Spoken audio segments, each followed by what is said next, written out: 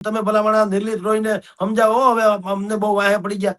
તો આ સરકાર એમ કહી શકે ભલામણા તમે એને જાણો તો છો, ઈ ક્યાં કોઈ બાપ કોઈના બાપનો હકારે છે. કહેવાય છે ને, ઇતિહાસ અપને આપ કો દોહરાતા હૈ. શાયદ એવું બને કે નિર્લિત રોઈને આવવાથી પ્રવીણ સિંહાનો જે ઉજ્જવળ ઇતિહાસ હતો રાજકોટ રેન્જના ડીઆઈજી તરીકેનો, એ કદાચ પાછો દોહરાવાય. તમે નિર્લિપ્ત શબ્દનું ગુજરાતી સમજો ને થાય, તમારે ક્યાંય કરતા કોઈ પણ પ્રકારની આશા અપેક્ષા ન હોય અને સમર્પિત ભાવથી નોકરી તમે કરતા હોય ને, નિર્લિપ્ત રહેવું. હું તમને કોઈ મંત્રીનો સાળો હોય ને અહીંયા બુટલેગર નું કામ કરતો હોય તો નિર્લિપ્ત આવે તો શાળો થોડો મટી જાય કદાચ. પણ ઈ શાળાપણું પણ હવે ન ચલાવી લેવું, ઈ નિર્લિપ્ત રાય. ઊંટે કાઢ્યા ઢેકા તો માણસે મૂક્યા ઠેકા. એકના હાટાના બે ચડી બેઠા. લાગવગિયા ફરિયાદ કરશે તો આ સરકારની પાસે અત્યાર સુધી જવાબ નતો, હવે જવાબ મળી ગયો કે ભાઈ આ અધિકારીઓ તમે જાણો છો યાર, ઈ ક્યાં કોઈના બાપનું હકારે છે. ઈ ભાઈ સાહેબ એને વાત કરતા બાકી કઈ પણ હોય તો મને કહેજો. બીજા બધાને કઈ કહી શકાય આ કોઈને હકાર, કારણ કે આના દિલ્હી સુધી છેડા આડે છે નિર્લિપ્ત રાયના. નિર્લિપ્ત રાય આઈપીએસ છે. રાજ્યમાં ઘણા એવા આઈપીએસો હશે જે આઈપીએસ હોય, સત્તા તો બધા પાસે સાહેબ સરખી જ હોય છે. નિર્લિપ્ત રાય કેમ છે? બીજા આઈપીએસ કેમ આવું નથી કરી શકતા? તમે નિર્લિપ્ત શબ્દનું ગુજરાતી સમજો ને થાય, તમારે ક્યાંય કરતા કોઈ પણ પ્રકારની આશા અપેક્ષા ન હોય અને સમર્પિત ભાવથી નોકરી તમે કરતા હોય ને, નિર્લિપ્ત રહેવું. આપણે કહીએ ને નિર્લિપ્ત શબ્દનું ગુજરાતી જે છે કે ક્યાંય તમે તેલ વાળી આંગળી કરીને દરિયામાં નાખો ને બહાર કાઢી લો તો કોરી કોરી નીકળે, પરળે નહીં. એમ આ નિર્લિપ્ત રાય ને ઈ બધા છે એવી રીતના કે એને ખાખી કપડા પહેર્યા છે એટલે ઈ ખાખીને વરેલા છે, ધેટ્સ ઓલ. અને જ્યારે તમે સત્યના પંથે હો ને ત્યારે અમુક જગ્યાએ તો તમને આપોઆપ ઈશ્વરે રસ્તો કરી દે ને, અમથા બાકીના લોકો રસ્તો ચાતરી જાય.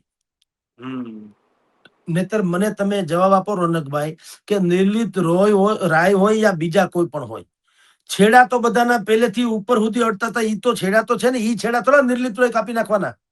બિલકુલ. હું તમને કોઈ મંત્રીનો સાળો હોય ને અહીંયા બુટલેગર નું કામ કરતો હોય તો નિર્લિપ્ત આવે તો શાળો થોડો મટી જાય કદાચ. પણ ઈ શાળાપણું પણ હવે ન ચલાવી લેવું, ઈ નિર્લિપ્ત રાય. ઓલા લોકો શું અત્યાર સુધી શું થતું હતું કે પોલીસ એમ સમજતા કે ભાઈ સાહેબ આમાં આપણે નથી પડવું, આ તો ફલાણા ભાઈ મંત્રી છે ને એના હાળા કે મામા કે કાકા કે ભત્રીજા કે સગા સંબંધી કે પક્ષના સમર્થક કે ટેકેદાર કે મતદાર કે જે ગણો તે, આવું બધું ઈ ઝુમખું લઈને પોતે જ ફરે. અને શું કરે? વહીવટ.com. તો નિર્લિપ્ત રાય જેવા માણસોને એને ભગવાનની દયા છે, સમજતા પણ સુખી સંપન્ન માણસ છે ને ફરજ નિષ્ઠ માણસ છે. કેટલાક હોય છે ને આ પ્રકારના માણસો. આપણી ત્યાં બધા થઈ ગયા. અંગ્રેજો આપણી પર 250 વર્ષ શાસન કર્યું હતું, ભારતમાં કોઈ કઈ કરી નહીં. મહાત્મા ગાંધી પ્રગટ થયા કેમ એને ઉશાળા ભરવા પડ્યા? આને આ દેશ છે. નરેન્દ્ર મોદી આવ્યા પછી નો દેશ જુઓ, નરેન્દ્ર મોદી પહેલાનો દેશ જુઓ, છે તો ખરું ને આપણી નજર સામે. એટલે સચિન તેંડુલકર પહેલા, MS ધોની પહેલાનું ભારતનું ક્રિકેટ, કપિલ દેવ પહેલાનું ભારતનું ક્રિકેટ, કપિલ દેવ પછીનું, ધોની પહેલાનું, ધોની પછીનું, વિરાટ પહેલાનું, વિરાટ પછીનું, એમ બધા યુગોમાં. નહીતર બધા ક્રિકેટર તો હતા, કોણ નતા? બધાને બેટ આપવામાં આવતું હતું જે બેટિંગમાં જતો હતો એને. કોઈને એમ નતું કીધું તમે એમને ઉતરો. પણ કેટલાક લોકો આવું ઇતિહાસ સર્જી જતા હોય છે. એવી જે વ્યક્તિત્વની વાતો છે. આપણે સતીશ વર્મા હતા જ ને, ડીસીપી સતીશ વર્મા. એનું ખાલી આગમન થયું ત્યાં અમુક લોકોએ દારૂના અડ્ડા બડ્ડા બંધ કરી દીધા, ભાઈ સતીશ વર્મા આવી ગયા છે એમ. એમાં નિર્લિપ્ત રાયનું એવું છે. જેમ જુલિયટ રિબેરો હતા, એ હતા પંજાબના, એ પણ એ ટાઈપના જ હતા. એમાં કેટલાક લોકો આ ટાઈપના હોય છે કે જે બિલકુલ એની પ્રોફેશનને કે એની કાર્યદક્ષતા એવી હોય કે એને વરેલા હોય. એને કોઈની કઈ તમે બદલીથી ન ગભરાય, સસ્પેન્શનનો ડર ન રાખે, કોઈની સલામ ન મારે, એને બઢતીની કઈ પડી નથી, કુછ ફરક નહીં અલબત્તા. મને હમણાં 2-4 દિવસ પહેલા એક મહાત્મા છે ઉત્તર ગુજરાત બાજુના, તો એની સાથે મારે વાત થઈ. મારા બહુ ચાહક છે, પણ મેં એને કીધું પ્રણામ ગુરુદેવ. તો એને કીધું ઓહો વિદ્વજન પ્રણામ કે, એટલે મને ઓર મજા આવે ને, એવી બધી વાતો થઈ. અને પછી પાછું એને મને કીધું કે મને કેટલાક લોકોએ કીધું કે હમણાં બધા વિવાદો ચાલે છે શંકરાચાર્યથી માંડીને બધાયના, તો સાહેબ એમ કે મને કોકે પૂછ્યું કે તમને અમારા આચાર્ય કેવા, ગુરુદેવ કેવા, શંકરાચાર્ય કેવા, ધર્મ ધુરંધર કેવા, શું કેવા? ઈ કે મેં એમ કીધું તમે મને ગધેડો કહો તોય ફેર નથી પડતો. આ છોડો યાર બધું ડીંડક, આની શું જરૂર છે? હું છું જે એ તમને ખબર છે, તમે મને મારા જ્ઞાનને જોઈને તમે કોઈ લોકો મારું અપમાન નહીં કરો, કારણ કે સ્વયં મારું વર્તન જ એવું છે કે તમારે મને માન આપવું પડે. મને ખબર છે કે માન આપવાથી જ માન બઢે છે. તો હું જ સંયમમાં રહું તો તમે મર્યાદા નહીં ઓળંગો. એમ કે નામ મેં ક્યાં ફરક પડતા, તમે ગધેડો કહો તો શું પડ્યું, ગધેડા સ્વામી, તો મને કે કઈ ફેર નથી પડતો. એવો ફકીર સ્વભાવ. એમ આ નિર્લિપ્ત રોહિત જેવા લોકો જે છે, સતીશ વર્મા જેવા લોકો છે, પ્રવીણ સિંહા રાજકોટમાં થઈ ગયેલા 2011 થી 14 ના આળાગાળાની વચ્ચેની વાત કરું છું. પ્રવીણ સિંહા એ અત્યારે દિલ્હીમાં છે, આપની જાણ કરતા તે સીબીઆઈમાં છે, અને સીબીઆઈમાં હતા, અને લાલુ યાદવનું ઘાસચારા કૌભાંડ હતું, એ પ્રવીણ સિંહા એને અંજામ સુધી પહોંચાડેલા. અવડી મોટી હસ્તી જે રાજકોટમાં સર્વિસ કરી ગયા, એના વખતમાં એક કોન્સ્ટેબલ હતા, તમારી જાણ ખાતર એક કોન્સ્ટેબલ હતા. એ કોન્સ્ટેબલ પણ એના વિશે કેટલી બધી વાતો હાલતી હતી, પણ એને એક સિનિયર પત્રકારને કીધું કે ભાઈ એવો કોઈ માણસ છે કે આપણે આ બધું જે અત્યારે ચાલે છે, આ કર ચોરી ને દારૂનું ને બધું ડીંડક અત્યારે નેક્સેસ ચાલે છે, ને આપણે ફેંદવું હોય, રફે દફે કરવું હોય તો, એટલે એ સિનિયર રિપોર્ટરે એક કોન્સ્ટેબલ નું નામ આપ્યું કે જો ભાઈ આ કોન્સ્ટેબલ નું નામ તમને આપું છું. એના વિશે લોકો ગમે એમ બોલશે ખરા કે તો આમ છે ને તેમ છે, પણ એટલું કહું સાહેબ કે ઈ એક વખત જો મંડાણો તમારી સાથે, તો પછી એમાં કોઈ ફેરફાર નહીં પડે. મેરું તો ડગે જેના મનડા ડગે ની પાનબાઈ, એના જેવું છે. પણ ઈ માની જાય તો, અને કોન્સ્ટેબલ ની હારે ગોઠવાણા, પ્રવીણ સિંહાએ ગોઠવણ કરી, કોન્સ્ટેબલે ઓકે કર્યું.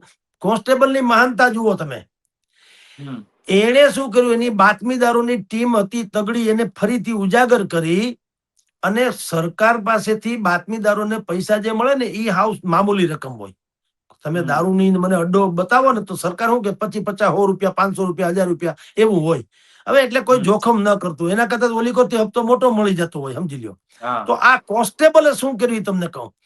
કોન્સ્ટેબલે એના બાતમીદારોને વધુ પૈસા આપવા માટે પોતાનું મકાન ગીરવે મૂક્યું, પોતાનું નિજી મકાન. અને એની રકમ આવી, એમાંથી એને બાતમીદારોને વધુ પૈસા આપવા માંડ્યા, એટલે બાતમી ઓર મળવા માંડી. એને પ્રવીણ સિંહાને બાતમી આપી. પ્રવીણ સિંહાએ આખું નેક્સેસ દારૂનું, જે તે સમયની વાત કરું 2011 થી 14 વચાળેનું, એ નેક્સેસ નું મોટા ભાગે એને કરોડોના ભૂસ કરી નાખ્યું. એટલું જ નહીં, એને એક્સાઇઝ ડ્યુટીની ચોરીને એમ કરીને ઇન્કમટેક્સ બધાને આમાં વચમાં ઘાયલા. અને બેચ નંબર હોય ને, દારૂની બાટલીમાં બેચ નંબર લખ્યા હોય ને, એના ઉપરથી એના ઉત્પાદકો ઉપર ન્યા ગયા ને એને કીધું તમે આ દારૂ વેચો છે, બિલ થી વેચો છે કે એમને બારોબાર વેચો, તો એમને જ વેચવું હોય કાળું ધોળું, તો એને કે તમે એક્સાઇઝ ચોરી તો કરી છે. ઇન્કમટેક્સ વાળાને કીધું એક્સાઇઝ ચોરી કરી છે, અને પકડો, દંડ કરો. આમ એ મૂળ સુધી ગયા હતા પ્રવીણ સિંહા. તો ઈ વર્ષો પછી પ્રવીણ સિંહાના ગયા પછી ડીઆઈજી તરીકે આ નિર્લિપ્ત રાયની જે નિમણૂક થઈ, શક્ય છે કે ઇતિહાસ કહેવાય છે ને, ઇતિહાસ अपने आप को दोहराता है. શાયદ એવું બને કે નિર્લિપ્ત રોયના આવવાથી પ્રવીણ સિંહાનો જે ઉજ્જવળ ઇતિહાસ હતો રાજકોટ રેન્જના ડીઆઈજી તરીકેનો, એ કદાચ પાછો દોહરાવાય. પણ અત્યાર સુધી શું હતું, દરેકની પૂંછડી દબાયેલી હતી, એટલે કોઈ એમાં કઈ કરી શકે એમ નતું. રોટલા ખાઈ લીધા હોય, ભીષ્મ પિતામહ છે ને, દ્રૌપદીના ચીર ખેંચાણા તો બોલી ન હોય કે આ ખોટું થયું. રોટલા ખાધા ને, હસ્તિનાપુર ને વફાદાર રહ્યા, ધર્મને નહીં. નીતિને વફાદાર રહ્યા હોત તો કહી શીખાવત આવડો મોટો પ્રતાપી હતો ગંગાપુત્ર ભીષ્મ, પણ ન બોલી શીખ્યા. શું કામ? બસ આ હસ્તિનાપુરને વરેલા હતા ગાદીને, એટલે તો બાણ સૈયા ઉપર હોવું પડ્યું, મોત પણ માયગું ન મળ્યું, કેટલાથી તડપવું પડ્યું. એવી હાલત અહીંના પોલીસ તંત્રોની છે, સુરેન્દ્રનગર થી માંડીને બધી જગ્યાની, કે ઈ ગાદીને વફાદાર એટલે હપ્તાને વફાદાર રહ્યા, કે જે તે માફિયાઓને વફાદાર રહ્યા, જનતાને નહીં અને પોલીસ તંત્રને નહીં. હવે ઈ સડો જે છે, અને બીજું માફિયા એટલે કોઈ એમાં કઈ એલિયન્સ નથી, ઈ બધા મામા માસી ના હોય. એટલે એમાં પાછું મતનો ડખો હોય તો કઈ ન ખબર હોય કે જગદીશભાઈ ની ખાણ છે, ખોટે ખોટા ખોદે, પણ જગદીશભાઈ 5, 10, 50 હજાર મતદારોના ઠેકેદાર છે, મતદાન કરાવી શકે એમ હોય તો એને કેમ ના પાડવી. હવે એમાં ફેરફાર શું થયો છે કે આ હર્ષ સંઘવીએ ભલે તમે અત્યારે જે માનતા હો તે, પણ જો એને આ બધા જ એંગલને ધ્યાનમાં રાખીને આની વરણી નિર્લિપ્ત રોયની કરી હોય તો ધન્ય હોય એમને. હવે શું થશે, બાનું અત્યાર સુધી નતું મળતું ની, સરકારને બાનું મળી ગયું. કાલ સવારે એ કોઈ ખાણ ખનીજના માફિયા ઉપર એક્શન લે, જે લેવા ના જ છે, લખી રાખો.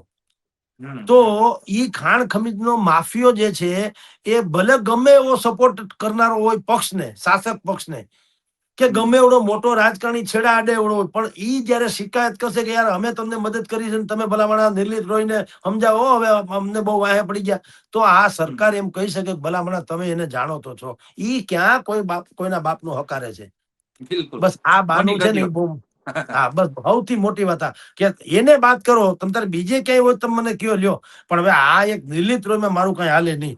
હવે એક ભાઈ આ તમે કીધું ને વિજયસિંહ ગુર્જર, યાર એમાં રહેવા દો, એમાં અમે નહીં પડીએ. એક પ્રેમસુખ હા. દિલ્હી છે ને ભાઈ એ ડેલું, એમાં રહેવા દો ભાઈ, એમાં અમે નહીં. તો તમારે પડવું ક્યાં? કુવામાં પડો તો થાય. હા. એટલે આ પુણ્યપૂર્વકનો રસ્તો. આમાં એવું છે કે ઊંટે કાઢ્યા ઢેકા તો માણસે મૂક્યા ઠેકા, એકના હાટાના બે ચડી બેઠા. હા. કોઈ ઉકેલ વગર, મેં કીધું ને, દુનિયામાં કોઈ સમસ્યા ઉકેલ વગરની હોય નહીં, કોઈ તાળું ચાવી વગરનું હોય નહીં. ઈ ક્યારે લગાડવી ઈ ઘટના હોય. તો અત્યાર સુધી હાલ્યું તો હાલવા દીધું. તો તથાકથિત માફિયાઓને એમ છે કે હવે આપણને કોણ કહી શકે, મોહાળે જમણ છે, માં પીરસવા વાળી છે, કાંઈ ફેર ન પડે. પણ જ્યારે હા. સરકારને એમ લાગે કે આ બરાબર નથી અને તંત્રનું હવે ખોફ અને શાખ અને ધાક એ બધી જમાવવી જરૂરી છે, જનતાને કાનૂનના અહેસાસ થવો જરૂરી છે, અને આપણી સરકારની છાપ સુધારવી હોય તો આ પ્રકારના કડક પગલા લેવા જોઈએ. એમાં એવું કે સાપે મરી જશે, લાઠી નહીં ભાંગે. માફિયાઓ ફરિયાદ કરશે, હપ્તાખોરો ફરિયાદ કરશે, લાગવગિયા ફરિયાદ કરશે, તો આ સરકારની પાસે અત્યાર સુધી જવાબ નતો, હવે જવાબ મળી ગયો કે ભાઈ આ અધિકારીઓ તમે જાણો છો યાર, ઈ ક્યાં કોઈના બાપનું હકારે છે. ઈ ભાઈ સાહેબ એને વાત કરતા બાકી કઈ પણ હોય તો મને કહેજો. બીજા બધાને કઈ કહી શકાય આ કોઈને હકાર, કારણ કે આના દિલ્હી સુધી છેડા આડે છે નિર્લિપ્ત રાયના. ઈ કઈ કમ નથી. મુખ્ય ચૂંટણી કમિશનરના જમાઈ બમાઈ હોવાનું કહેવાય છે. બીજા એના છેડા પાછા બીજા બધા વરિષ્ઠ અધિકારીઓ સાથે ટોપ લેવલના જે છે એને કહી શકાય એની સાથેના છે. આવું ઘણું બધું એના વિશે જાણ કહેવાય છે. તો ટૂંકમાં ઈ કઈ કોઈની ડુગડુગી ઉપર નાચે એવી વ્યક્તિ નથી. એ આત્મનિર્ભર છે, સેલ્ફ કોન્ફિડન્સ વાળા વ્યક્તિત્વ છે. એટલે સરકારને ઈ બાનું મળી ગયું. એટલે તમને કીધું કે આજે તમે કીધું કે 5 જિલ્લામાં 3 નિષ્ઠાવાન લોકોને મૂક્યા, ઈ ઓપરેશન સૌરાષ્ટ્ર. બિલકુલ સાચી વાત. જી.